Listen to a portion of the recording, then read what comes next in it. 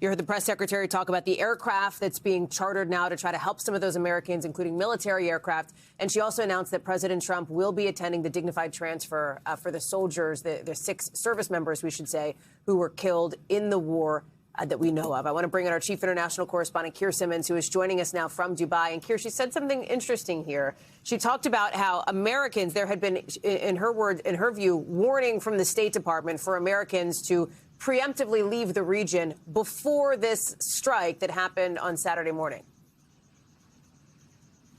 Yeah, and you just have to leave open the question of how those Americans are going to receive the news that the White House thinks that they should have just listened and not traveled.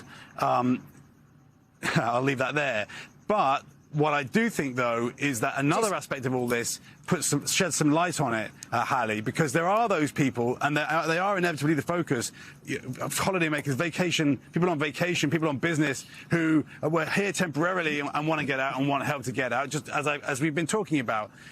For example, a couple who I met here this week who were on their 20-year anniversary, 20-year wedding anniversary. A father who I met today, whose son today turns 1, is trying to get back to Tampa. Those kind of people. And hopefully, we just got some message from him. He's at the airport. Hopefully he's going to get on his flight, so cross your fingers for that. There's that. But then there's also, and there are 14 countries now that the State Department has said Americans should head out of those countries, should leave those countries. That's hundreds of thousands of Americans.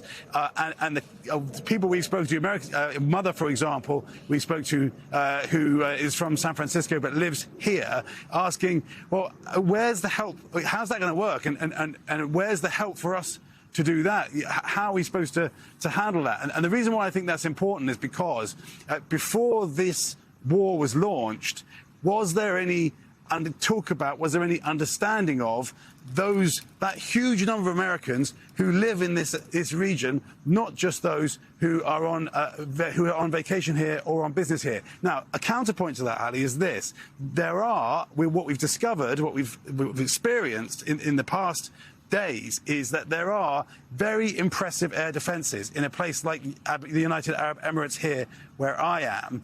Not just fighter jets, but Patriot missile systems, and those are here partly because of collaboration with the United States. So while on the one hand, I think there were some questions for the White House about how much thought they put into just the numbers of Americans who live here where this war is in the region. But on the other hand, there has been a lot of preparation, and those air defences are part of the alliances and partnerships between these countries and the US.